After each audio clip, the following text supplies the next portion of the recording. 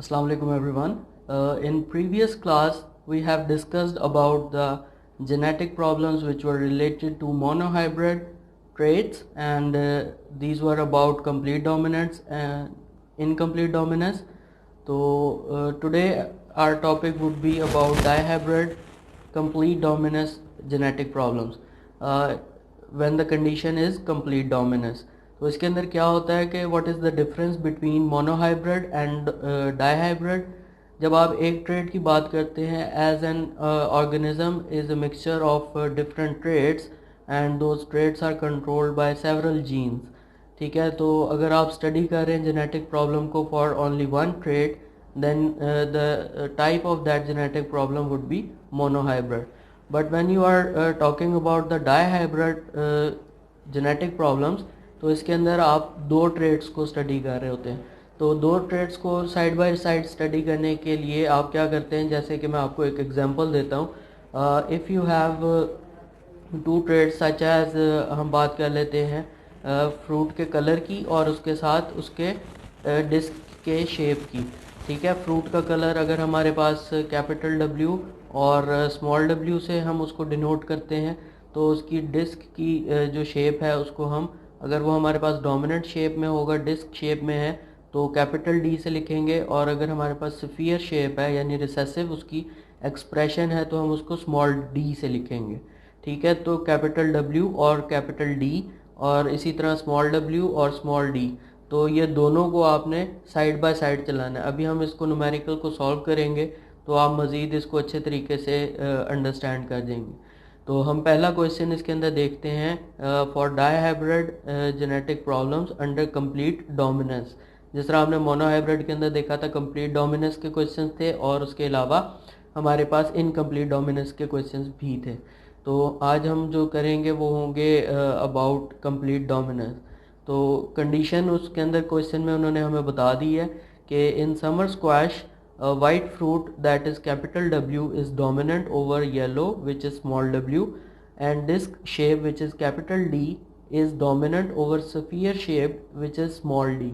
ठीक है, तो क्वेश्चन पढ़ लेते हैं. What gametes are found by the following squash plants whose genotypes for fruit color and shape are given, and what will be the appearance of the offsprings from each cross. तो उसके अंदर वो ये कहते हैं कि जब गैमीट्स फॉर्म होते हैं तो हमारे पास सर्टन स्क्वाश प्लांट्स मौजूद हैं, जिसकी genotypes for fruit colour and shape are given. ठीक है, उसकी जीनोटाइप्स हमारे पास मौजूद हैं, हमने उसकी फिनोटाइप देखकर बतानी है. And what will be the appearance of the phenotype या ऑफस्प्रिंग. तो क्रॉसेस जो हमारे पास मौजूद हैं, इसको हम जब सॉल्व करते हैं तो मैं अभी आपको दिखाता हूँ. Capital W with small d is crossed with small w capital D and capital D. ठीक है, इसी तरह सेकंड इसका पार्ट है capital W small w capital D and small d which is a heterozygous condition. It is crossed with capital W small w with small d. इसी तरह इसका third part है capital W small w capital D which is crossed with small w and small d which is a homozygous recessive condition. फिर इसका fourth number पे जो हमारा part है that is about capital W small w capital D small d, and it is crossed with homozygous recessive double recessive small w and small d. Fifth part is about heterozygous condition, capital W capital D small d. It is crossed with heterozygous for one trait and homozygous dominant for the other trait, which is capital W capital D. और sixth part है इसका capital W capital D small d, which is crossed with capital W capital D and small d, which is also a heterozygous condition. As all of you can see that we have written the conditions here, in which capital W is referring to white, small w is referring to yellow, capital D is referring to disc shape, whereas small d is referring to sphere shape. ठीक है, तो question मैंने आप लोगों को पहले इसका बता दिया है कि हमने गैमीट्स जो हैं वो प्रोड्यूस करवाने हैं. वो गैमीट्स किस तरह से प्रोड्यूस होंगे इन स्क्वैश प्लांट्स के अंदर. तो अब हम क्रॉसेस लिख लेते हैं जिसको हमने सॉल्व करना है. So the first question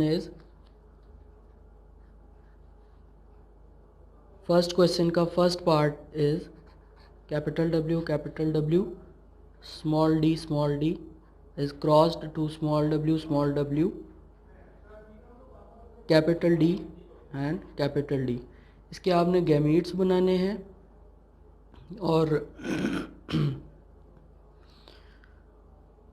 उसके बाद गैमीट्स बनाने के बाद आपने इसके ऑफस्प्रिंग्स भी बताने हैं कि वो किस तरह की अपीयरेंस देंगे। ठीक है, तो सबसे पहले हम इसके गैमीट्स बना लेते हैं। हमारे पास यहाँ पर ये चूँकि डायहाइब्रिड का क्वेश्चन है तो देखेंगे कि होमोजाइगस जो हमारे पास पेयर है उसमें से वन टाइप का हमारे पास गैमीट आएगा कैपिटल W। इसके साथ जो पेयर मौजूद है वो स्मॉल डी का, तो यहाँ से भी स्मॉल डी आएगा। तो इस तरह से हमारे पास जस्ट वन टाइप के गैमीट आ रहे हैं इस पेरेंट से। इसको हम सर्कल कर लेंगे इस गैमीट को। और दूसरी साइड से हमारे पास चूँकि स्मॉल w है तो एक स्मॉल w आएगा और कैपिटल डी की वजह से एक कैपिटल D आएगा। इसको भी हम सर्कल कर लेते हैं। अब हम इसका क्रॉस बनाते हैं तो F1 जो हमारे पास आएगी वो होगी। इसके क्रॉस को आप इस तरह से, इसके दो मेथड होते हैं ऑफस्प्रिंग को लिखने के। एक मेथड जो हम नॉर्मली मोनोहाइब्रिड में यूज़ कर रहे थे वो यहाँ पर लिखते हैं, और दूसरा मेथड मैं हेट्रोजाइगस कंडीशन में जब जाएगा तब आपको बताता हूँ, that is called as Punnett square method. ठीक है, तो हम देखेंगे कि ये गैमीट ने इस गैमीट के साथ मिलना है तो कैसे मिलेगा। एक हमारे पास डोमिनेंट है कैपिटल W, दूसरे पेरेंट से हमारे पास एलील आ रहा है स्मॉल w, इधर वाले पेरेंट से हमारे पास आ रहा है कैपिटल D, और फर्स्ट पेरेंट से हमारे पास आ रहा है स्मॉल d। तो हम इसको इस तरह से लिख लेंगे। तो हमारे पास जो कंडीशन आई है दैट इज़ हेट्रोजाइगस कंडीशन। ठीक है, जो पेरेंट थे वो हमारे पास थे होमोजाइगस कंडीशन में, बट जो ऑफस्प्रिंग प्रोड्यूस हुआ F1 में वो हेट्रोजाइगस कंडीशन में आ गया। यानी capital W small w heterozygous condition है, capital D small d is also a heterozygous condition. तो इसकी अपीयरेंस क्या होगी हमारे पास, क्योंकि ये कंप्लीट डोमिनेंस का क्वेश्चन है तो कैपिटल W अपना इफेक्ट शो करेगा, तो इसकी फिनोटाइप बनेगी वाइट